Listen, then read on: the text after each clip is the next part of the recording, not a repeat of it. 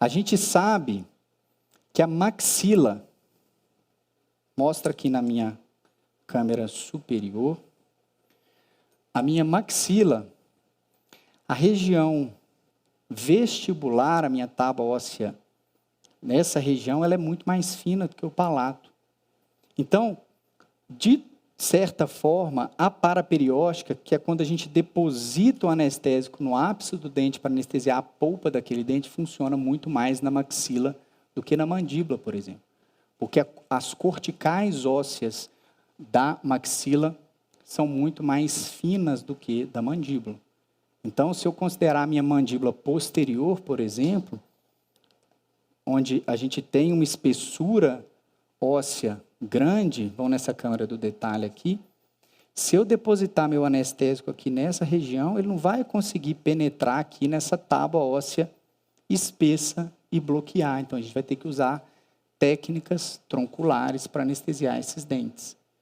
Então, é por isso que a paraperióstica, ela funciona melhor na maxila do que na mandíbula, certo? Pelas condições anatômicas que são diferentes entre a maxila e a mandíbula. Então, a gente usa, quando a gente quer anestesiar, especialmente dentes maxilares,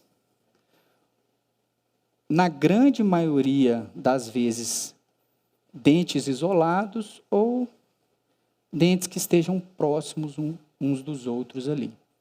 Tá? Então, a gente vai usar basicamente isso, a gente vai ver como que executa a técnica. Ponto número 1 que eu comentei com vocês.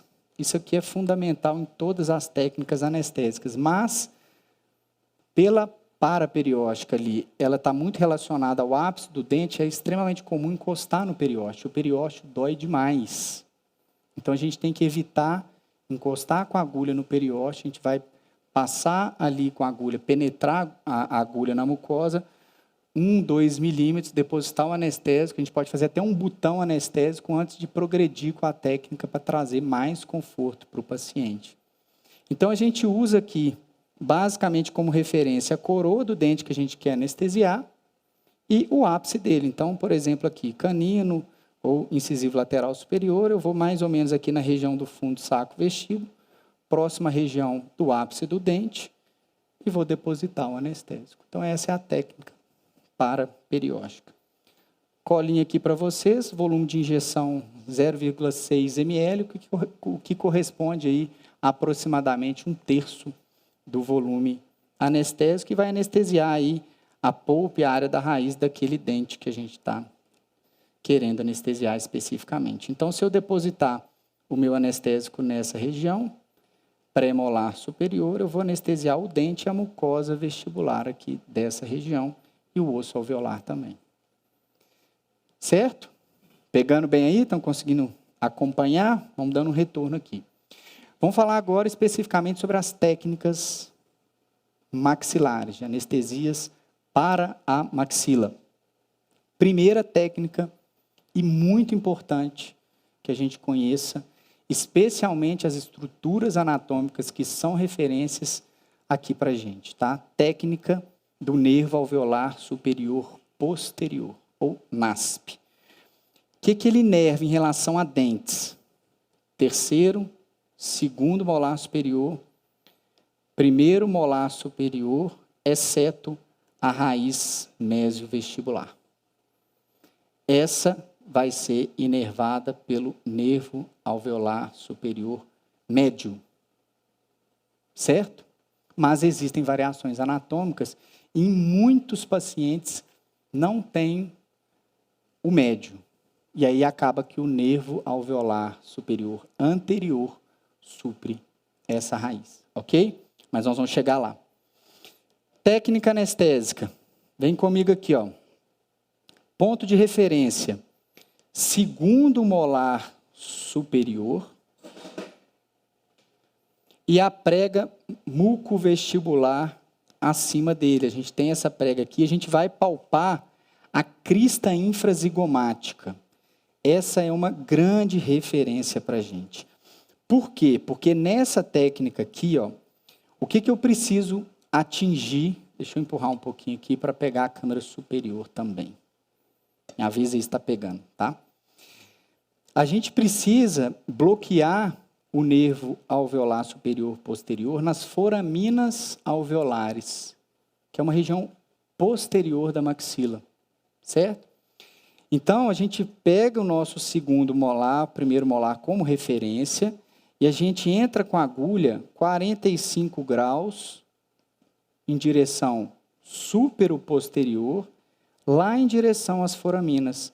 E a minha crista infrazigomática, que é essa região aqui, ó, acaba sendo uma referência para a gente, porque a gente vai entrar atrás dela, atingindo, então, as foraminas alveolares e bloqueando os ramos alveolares superiores posteriores. Então, essas são as principais referências anatômicas que a gente tem. A gente entra com a agulha em torno de 16 milímetros e injeta de 2/3 até um tubete aqui na região das foraminas alveolares. E aí eu faço bloqueio. Então, o que eu estou anestesiando? Dente, tá? Quais dentes? Terceiro, segundo e primeiro. O osso alveolar dessa região e a gengiva vestibular com ligamento periodontal também. Reparem que eu não estou falando nada de mucosa de palato ainda, tá? Por quê? Porque é uma outra anestesia que a gente vai ver lá na frente, que a gente vai ter que combinar técnicas de acordo com o procedimento que a gente vai fazer. Então, essa é a técnica dos nervos alveolares superiores posteriores. E olha que interessante aqui na imagem, tá? E eu quero mostrar aqui no crânio também. Reparem que quando a gente está com a boca aberta, muitas vezes aqui, ó, o côndilo vai excursionar, sair da cavidade articular aqui, da cavidade glenoide, e a região anterior da mandíbula aqui, o processo coronoide, acaba bloqueando a região que a gente vai anestesiar. Então, para fazer uma técnica adequada do nervo alveolar superior posterior, a gente pede o paciente para ficar com a boca um pouco mais fechada, como vocês estão vendo na imagem aqui. Porque se ele abrir a boca, o processo coronoide vai acabar bloqueando e dificultando a nossa anestesia. O que acaba sendo um erro muito comum, porque na hora que você pede ao paciente, vou anestesiar, a primeira coisa que ele faz é o quê? É abrir a boca. Então, a gente tem que vir fechando, orientando, enfim. E uma das coisas que pode ajudar bastante é a gente pedir para ele deslocar a mandíbula para o lado que a gente quer anestesiar também, porque, olha aqui, ó, como vocês estão vendo na imagem. Se eu desloco a mandíbula para o lado que eu quero anestesiar, olha o que está acontecendo aqui em cima, ó, foca aqui para mim. Ó. Na hora que ele gira, ó, a mandíbula para fora e ela faz esse movimento aqui, ó, deixa eu virar para cá, vai ficar melhor. Acaba abrindo o espaço ali onde a gente tem que entrar. Todo mundo conseguiu entender? Certo? Então, 45 graus em direção supero-posterior, usando como referência o primeiro, segundo molar, atrás da crista infrazigomática, e eu vou depositar o anestésico aqui nessa região, atingindo, então, as foraminas alveolares. Pegou? Deu para ver aqui o anestésico? É aqui que eu tenho que depositar meu anestésico. Vamos lá. O que vai anestesiar, então?